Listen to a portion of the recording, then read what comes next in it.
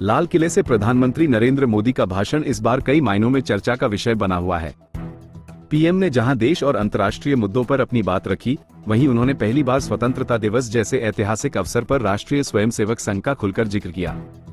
प्रधानमंत्री ने गर्व से कहा कि आरएसएस ने बीते 100 सालों में राष्ट्र निर्माण की दिशा में एक स्वर्णिम इतिहास रचा है। उन्होंने संगठन को दुनिया का सबसे बड़ा एनजीओ बताते हुए कहा कि इसके स्वयंसेवकों ने व्यक्ति निर्माण से लेकर समाज और राष्ट्र निर्माण तक मां भारती की सेवा को ही अपना जीवन उद्देश्य बना लिया है। मोदी ने अपने संबोधन में कहा कि 100 साल पहले आरएसएस का जन्म हुआ और तब से लेकर आज तक अनुशासन, समर्पण और सेवा इसकी पहचान रही है। उन्होंने कहा कि लाखों स्वयंसेवकों ने राष्ट्रहित के लिए अपना जीवन समर्पित कर दिया और यह गौरव की बात है कि लाल किले की प्राचीर से आज आरएसएस की इस योगदान यात्रा को याद किया जा रहा है। प्रधानमंत्री ने आरएसएस की 100 साल की यात्रा को प्रेरणा देने वाला अध्याय बताते हुए उन सभी स्वयंसेवकों को आदरपूर्वक स्मरण किया जिनके प्रयासों से संगठन आज इस मुकाम पर है। लेकिन प्रधानमंत्री का ये बयान विपक्ष को रास नहीं आया। समाजवादी पार्टी के अध्यक्ष अखिलेश यादव ने तीखा हमला बोलते हुए कहा कि नरेंद्र मोदी केवल बीजेपी और आरएसएस के प्रधानमंत्री हैं, देश के नहीं। अखिलेश ने याद दिलाया कि भारतीय जनता पार्टी ने अपने शुरुआती दिनों में सेकुलर और सोशलिस्ट रास्ते पर चलने का संकल्प लिया था, लेकिन संघ परिवार की विचारधारा इससे बिल्कुल अलग है। अखिलेश ने कटाक्ष करते हुए कहा कि भाजपा के नेता मुंह से तो स्वदेशी की बातें करते हैं, लेकिन दिल से विदेशी हैं। वहीं कांग्रेस ने भी इस मुद्दे पर आपत्ति जताई।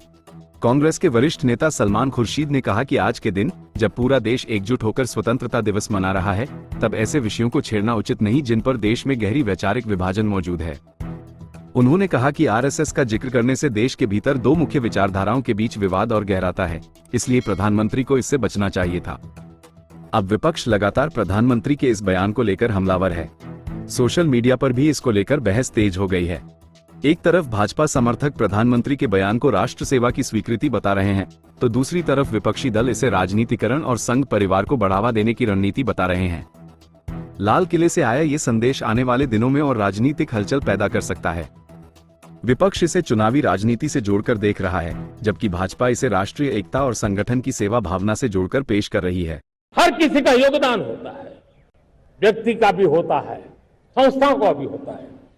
आज मैं बहुत गर्व के साथ एक बात का जिक्र करना चाहता हूं। आज से 100 साल पहले एक संगठन का जन्म हुआ, राष्ट्रीय स्वयंसेवक संघ। 100 साल की राष्ट्र की सेवा एक बहुत ही गौरवपूर्ण स्वर्णिम पृष्ठ है। व्यक्ति निर्माण से राष्ट्र निर्माण के संकल्प को लेकर के 100 साल तक मां भारती का कल्याण का लक्ष्य लेकर के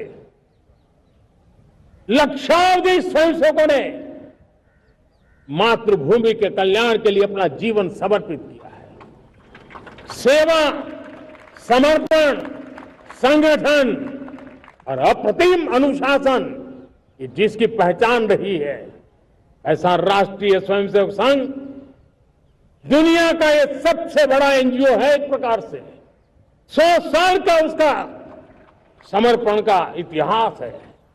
आज लाल किले की प्राचीर से 100 साल की इस राष्ट्र सेवा की यात्रा में योगदान करने वाले सभी स्वयंसेवकों को आदरपूर्वक स्मरण करता हूं और देश गर्व करता है राष्ट्रीय स्वयंसेवक संघ की इस 100 साल की भव्य समर्पित यात्रा को, और हमें प्रेरणा देता रहेगा। भारतीय जनता पार्टी के प्रधानमंत्री जी हैं और भारतीय जनता पार्टी का जब पहला अधिवेशन हुआ था, भारतीय जनता पार्टी ने तय किया था कि सेकुलर एंड सोशलिस्ट रास्ता अपनाएंगे, लेकिन संघ का और उनके परिवार के लोगों का जो संघ परिवार है उसका रास्ता सेकुलर और सोशलिस्ट नहीं है। ये मुंह से तो हैं स्वदेशी, लेकिन मन से नहीं, मन से विदेशी। आज के दिन उन लोगों पर या उन विषयों पर बात नहीं करनी चाहिए जिस पर दो मुख्य विचार इस देश में हैं। देश में दो मुख्य विचार जो हैं उसमें कुछ लोग आरएसएस के साथ हैं, कुछ लोग आरएसएस के विरोध में हैं। तो इसलिए आज इस बात का अगर वो जिक्र ना करते तो अच्छा रहता। दोस्तों, प्रधानमंत्री मोदी के इस बयान और विपक्ष के पलटवार को लेकर आप क्या सोचते हैं? क्या स्वतंत्रता दिवस जैसे राष्ट्रीय पर्व पर आरएसएस का जिक्र होना चाहिए था? अपनी राय हमें कमेंट में बताइए, हर कमेंट का जवाब दिया जाएगा। और हाँ, वीडियो को लाइक, शेयर और हमारे चैनल भारत हेडलाइन को सब्सक्राइब करना न भूलें। अगर आपको हमारे चैनल की वीडियो पसंद आए हो तो उसे लाइक, शेयर और सब्सक्राइब करना न भूलें।